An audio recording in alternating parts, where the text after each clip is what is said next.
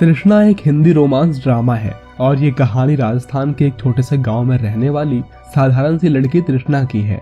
वो कहते हैं ना कि अगर दूध की रखवाली का काम बिल्ली को ही सौंप दिया जाए तो दूध का दही बनना तो तय है, लेकिन वही दूध अगर गर्म हो तो अच्छों का मुंह चल जाया करता है। जय विदेश से अपनी पढ़ाई खत्म करके भारत आया होता है और यहाँ उसे अपने पिता के कारोबार को देखना था और जय ने बचपन से अब तक की पढ़ाई विदेश में ही की थी, तो यहाँ वो एक परदेसी बाबू था और विदेश में रहने की वजह से हिंदी में उसका हाथ जरा तंग होता है। शुरुआती कुछ दिनों तक तो वो महज अपने विदेशी दोस्तों के साथ यहाँ वहाँ घूमता है और तभी वो लोग एक हेरिटेज होटल में ठहरते हैं और यहाँ वो होटल के स्टाफ को राजस्थान के पारंपरिक गीतों पर थिरकते हुए देखता है और इसी स्टाफ में तृष्णा भी एक होती है। और डांस खत्म होने के बाद जय उससे बातें करता है और बातों के दौरान ही उसे पता चलता है कि यहाँ वो पार्ट टाइम ही काम करती है।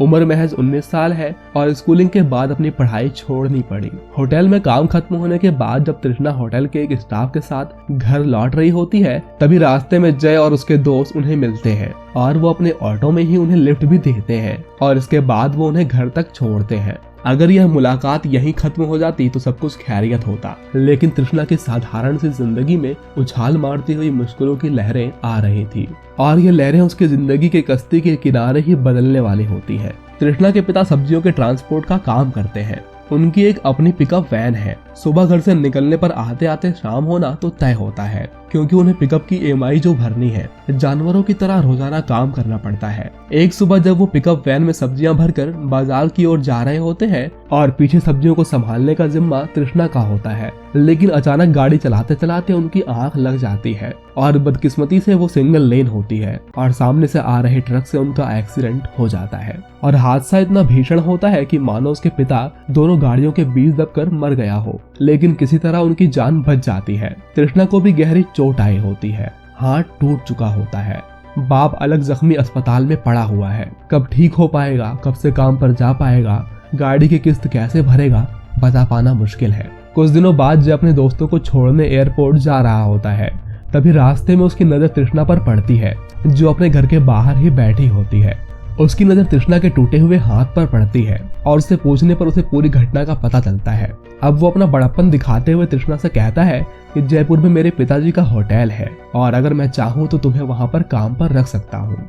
लग रहा होता है कि जय को तृष्णा पसंद करता है, वरना कोई कहाँ आजकल किसी के लिए इतना कुछ करता है। वैसे भी आजकल हर कोई अपना फायदा ही देखता है। जय के वहाँ जाने के बाद तृष्णा के नाम का एक खत आता है जिसमें लिखा होता है कि उसे जयपुर के एक होटल में काम मिल रहा है और वहाँ तक आने के लिए 500 रुपए भाड़ा भी दिया होता है। लेकिन तृष्णा के लिए ये सफर बिल्कुल अनजान था, क्योंकि किसी अजनबी पर यकीन करके वो इतना दूर जा रही थी। लेकिन उसकी भी अपनी मजबूरी होती है, उसे अपने परिवार के लिए कमाना होगा ही और पैसे भी ठीक ठाक मिल रहे थे, इसलिए वो घर से अनजान सफर पर निकल पड़ती है। वहाँ बस स्टैंड पर जय उसे लेने आता है। लगेज भी वहाँ बस स्टैंड के काउंटर पर ही रखवा देता है और कहता है कि बाद में मेरा ड्राइवर इसे उठा लेगा और काफी देर तक वो लगातार शहर से कहीं दूर ड्राइव करता ही रहता है। लेकिन तृष्णा को जय पर पूरा यकीन होता है। वो किसी अनजान के साथ अनजान रास्ते पर शहर से दूर निकल चुकी थी, लेकिन वो जय से इस बारे में एक सवाल तक नहीं करती और आखिरकार जय एक अच्छा इंसान निकला। वो उसे अपने पिता के ओल्ड हेरिटेज होटल में ले आता है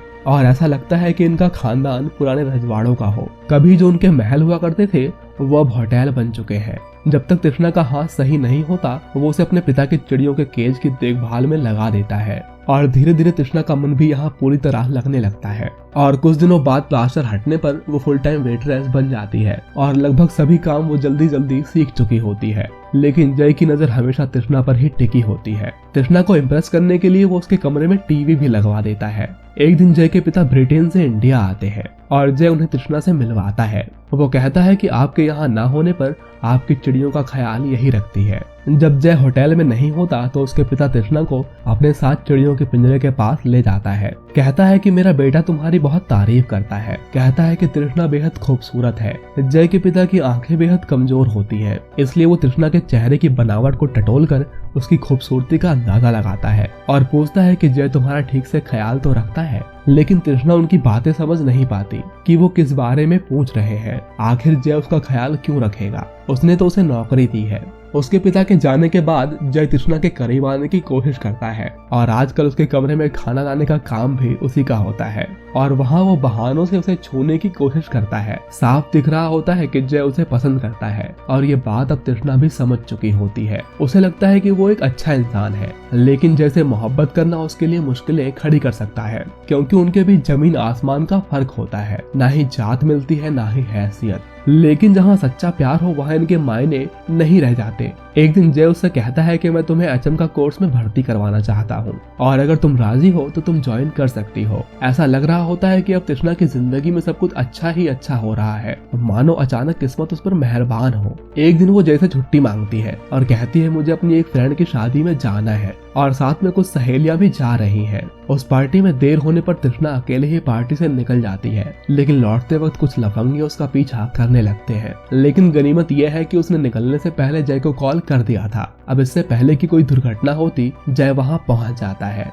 जब वो लौट रहे होते हैं तो एक सुनसान जगह पर जय अचानक मोटरसाइकिल को रोक देता है। आज पहली बार वो दोनों एक दूसरे के बेहद करीब आते हैं। अब देखने में लगता है कि ये सिलसिला आगे लंबा चलने वाला है, लेकिन तृष्णा को ये सब जरा भी अच्छा नहीं लगता। वो रात भर बहुत रोती है और अगले ही दिन वो अपना सारा सामान लेकर अपने गांव वापस लौट जाती है, क्योंकि उसे किसी का दिल बहलाने की वस्तु नहीं बनना था। जब वो काम छोड़कर घर आती है तो शुरू में उसके घर वाले उस पर बहुत नाराज होते हैं कि इतना अच्छा काम उसने क्यों छोड़ दिया। बाप अभी भी बीमार है, किस्तें भरनी है, घर का खर्च चलाना है। अब अगले 3 महीने वो अपने पिता के घर में ही रहती है। यहाँ वो खेतों में काम करती है तो कभी घर के कामों में माँ का हाथ बटाती है, लेकिन तभी उसे उल्टियाँ होने लगती हैं। शुरू में तो लगता है कि ये कोई मामूली बात है, लेकिन वो बताती है कि उसे पिछले 3 महीनों से पीरियड भी नहीं हुए हैं। उसका परिवार अब बदनामी के डर से उसका अबॉर्शन करवा देता है और उसे दूसरे शहर में मामा के पास भेज दिया जाता है। यहाँ उसका मामा उसकी नौकरी एक फैक्ट्री में लगवा देता है, लेकिन जय उसे ढूंढता हुआ यहाँ तक पहुँच जाता है। दरअसल पहले वो उसके पिता के घर गया था, जहाँ उसे तृष्णा का नया पता मिला। जय कहता है कि मैं अब से तुम्हारा ख्याल रखूंगा। आखिर तुम सब कुछ छोड़कर यहाँ क्यों आ गई? मैंने तुम्हें बहुत फोन लगाया पर तुम्हारा फोन भी बंद था। तुम इस समाज की फिक्र बिल्कुल मत करो, मैं हमेशा तुम्हारे साथ हूँ। वो कहता है कि मैं बम्बई जा रहा हूँ, वहाँ फिल्म का काम करूंगा। जय उसे भी अपने साथ ले जाना चाहता है। आखिर में तृष्णा को भी उस पर भरोसा होने लगता है कि वो उसे बीच मझधार में नहीं छोड़ेगा। हालांकि वो अपने अबॉर्शन के बारे में उसे कुछ नहीं बताती, क्योंकि शायद उसे डर होता है कि कहीं वो उसे छोड़ ना दे। लेकिन यहाँ बम्बई में तो अलग ही लाइफस्टाइल होती है। यहाँ की जिंदगी तड़क भड़क वाली होती है। जय के कई दोस्तों से उसकी जान पहचान भी होती है। सभी फिल्मी जगत में होते हैं। कोई म्यूजिक डायरेक्टर है तो कोई मूवी की कहानी लिखने वाला है। तृष्णा को भी डांस का शौक होता है, इसलिए वो यहाँ डांसिंग क्लास ज्वाइन करती है। यहाँ रहकर जय और तृष्णा के बीच की सभी दूरियां खत्म होने लगती हैं। लगता है दोनों में बेहद प्यार है, हमेशा दोनों साथ ही रहते हैं।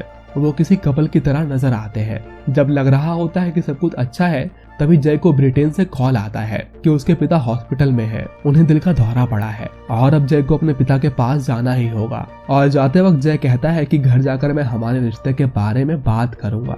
तृष्णा को उसकी बात सुनकर हैरानी होती है। न जाने उसके घर वाले उसे अपनाएंगे या नहीं, लेकिन अब उसे जय पर पूरा यकीन होता है और अपने अबॉर्शन के बाद भी वो उसे बता देती है। लेकिन जय को उसकी ये बात सुनकर हैरानी होती है कि उसने उसे ये बताना जरूरी भी नहीं समझा और वो उससे नाराज हो जाता है। अगली सुबह जाते हुए भी वो उससे नाराज ही रहता है। जाने से पहले जय उसे कुछ पैसे भी देता है और कहता है कि मैं जल्द ही लौट आऊंगा। पर देखते ही देखते कई दिन गुजर चुके होते हैं। अगले महीने एक औरत उसके अपार्टमेंट में आती है और कहती है कि घर की लीज खत्म हो चुकी है। अगले हफ्ते ही नए किराएदार यहाँ रहने आएंगे और मजबूरन उसे यहाँ से निकलना पड़ता है और अब वो अपनी डांस ग्रुप की सहेली के साथ ही फ्लैट में रहने लगती है। यहाँ वो अपनी लाइफ में आगे बढ़ ही रही होती है कि एक दिन उसे जय का फोन आता है और वो कहता है कि वो वापस आ गया है। लेकिन इतने दिनों तक उसने उसकी कोई खबर नहीं ली थी, जैसे वो उसे इस्तेमाल कर रहा हो और कोई वस्तु समझता हो। अब वो उससे मिलकर माफी मांगता है कि वो उससे कोई संपर्क नहीं कर पाया। कहता है कि तुमने मुझसे इस बारे में कुछ भी क्यों नहीं कहा।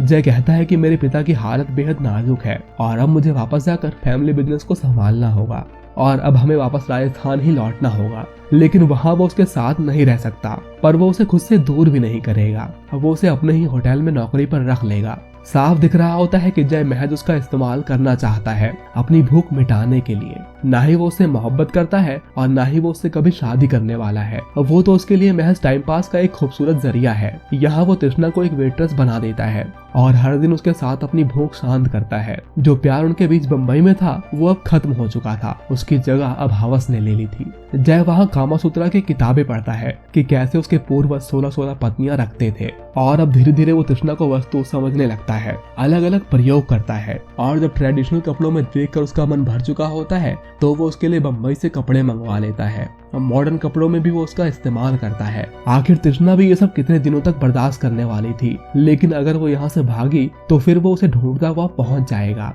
एक दिन जय अपनी भूख मिटाकर अपने कमरे में लेटा होता है, तभी तृष्णा किचन से एक बड़ा सा चाकू उठा लेती है और चुपके से जय के कमरे तक पहुंच जाती है। फिर धीरे से उसके ऊपर चढ़कर वो उसके सीने में ये छुरा घोंप देती है, और तब तक वहां से नहीं जाती तब तक वो जय को खत्म नहीं कर देती। और इसके बाद वो सारा सामान लेकर अपने पिता के पास पहुंच जाती है। उसे लगता है कि पुलिस उसे जल्द ही पकड़ लेगी, लेकिन ऐसा कुछ नहीं होता। अगले दिन वो अपने छोटे भाई बहनों को स्कूल छोड़ने के बहाने घर से निकलती है और साथ में वही चाकू भी ले लेती है, और कहीं दूर एक रेत के टीले पर चढ़कर काफी देर तक सोचती रहती है। फिर अचानक वो छुरा अपने पेट में ही घोंप लेती है। वो खुद को मारकर सारी समस्या और पकड़े जाने के डर को भी खत्म कर देती है, और इसी के साथ ये कहानी यहीं खत्म हो जाती है।